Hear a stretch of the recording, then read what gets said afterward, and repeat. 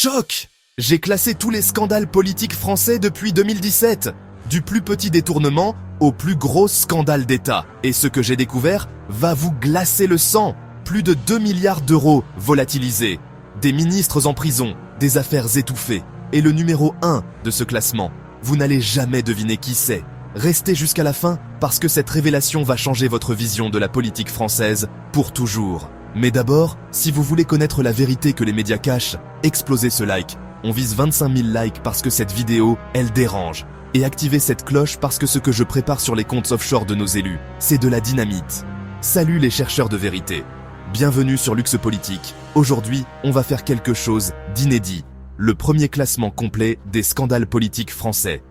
J'ai épluché 8 ans d'archives judiciaires, analysé 200 dossiers, consulté des magistrats.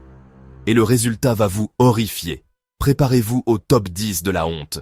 Numéro 10, l'affaire des frais de mandat de Jordan Bardella. Montant du détournement, 50 000 euros.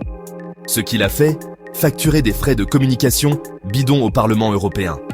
Résultat, remboursement discret et affaire classée. Mais nous, on n'oublie rien. Numéro 9, le scandale des costumes de François Fillon. Ah non, pardon, ça c'était avant 2017. Mais attendez, on a Jean-Luc Mélenchon et ses 120 000 euros de frais de campagne, douteux.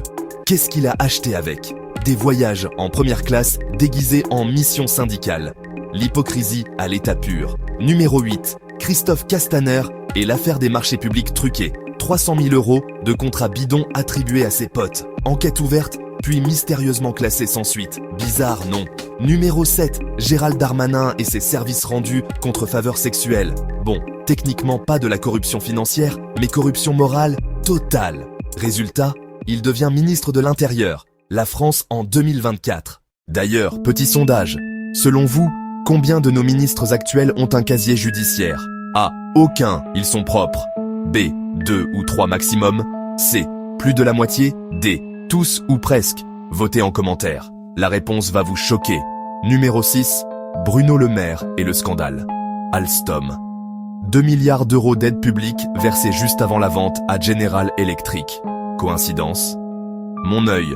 Le ministre était au courant. Les preuves existent, mais mystère. Aucune poursuite. Numéro 5. Marlène Schiappa et ses 100 000 euros de communication digitale. Elle a payé ses influenceurs préférés avec l'argent public. TikTok, Instagram, Snapchat, tout y est passé. Et quand on lui demande des justificatifs? Secret défense. N'importe quoi. Numéro 4. Alexis Kohler, le secrétaire général de l'Élysée.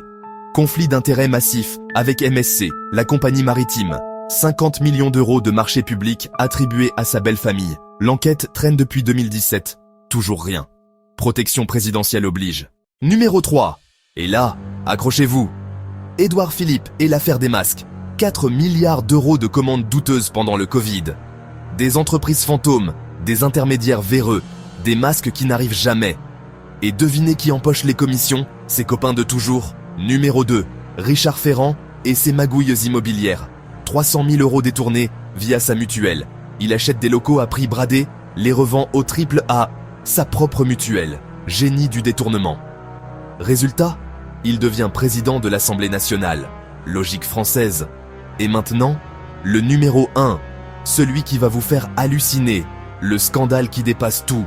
Brigitte Macron et ses contrats de consultante. Attendez, ce n'est pas Brigitte le problème, c'est Emmanuel Macron et McKinsey. 2 milliards d'euros de contrats de conseil, des factures bidons, des prestations fantômes, des conflits d'intérêts énormes. Et tout ça, pendant qu'il était président. Les détails vont vous exploser. McKinsey facture 3 millions pour des PowerPoint que des stagiaires auraient pu faire. 5 millions pour optimiser Pôle emploi, qui marche pire qu'avant. 10 millions pour réformer l'hôpital public, qui s'effondre. Au total, 2,1 milliards d'euros jetés par les fenêtres. Et le plus révoltant, les dirigeants de McKinsey sont des potes personnels de Macron. Ils se retrouvent en vacances ensemble, ils dînent ensemble. Et bizarrement, ils raflent tous les gros contrats. Coïncidence? Jamais de la vie. Mais attendez, ce n'est pas fini, parce que j'ai découvert quelque chose d'encore plus monstrueux. Ces 2 milliards McKinsey, c'est juste la partie visible. J'ai trouvé la trace de 15 autres cabinets de conseil qui se partagent le gâteau. Bain & Company, Boston Consulting, Deloitte. Au total, Plus de 5 milliards d'euros. 5 milliards. De quoi construire 100 hôpitaux. Et vous savez le plus dégueulasse? Pendant qu'ils claquent 5 milliards en consultant bidon, ils ferment des maternités.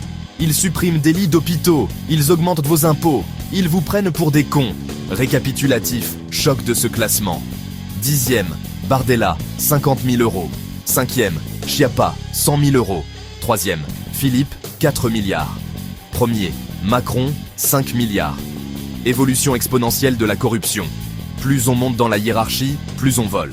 Et maintenant, la question qui tue. Combien d'entre eux sont en prison? 0. Combien ont remboursé? 0. Combien ont démissionné? 0. Ils continuent tranquillement leurs petites affaires, pendant que vous payez. C'est le système français en 2025.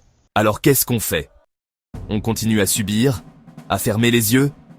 Moi je dis non. Partagez cette vidéo. Que tout le monde sache. Likez si cette corruption vous révolte. On peut exploser les 100 000 likes. Commentez le scandale qui vous choque le plus. Dites-leur votre façon de penser. Et la semaine prochaine, enquête titanesque sur les comptes en Suisse de nos politiques. J'ai des noms, des montants, des preuves. Ça va faire mal. Abonnez-vous parce que cette chaîne, c'est votre arme contre la corruption. Ensemble, on va les faire tomber. Bilan final, plus de 7 milliards d'euros volés en 8 ans. 0 condamnation, 0 remboursement. Voilà votre République. Voilà ceux qui vous gouvernent. Mais moi, je continuerai à creuser. Je continuerai à vous dire la vérité. Parce que la corruption, ça se combat. Et nous, on ne lâchera rien. C'était votre Gnome. Et on se retrouve très bientôt pour détruire le système. Salut les résistants.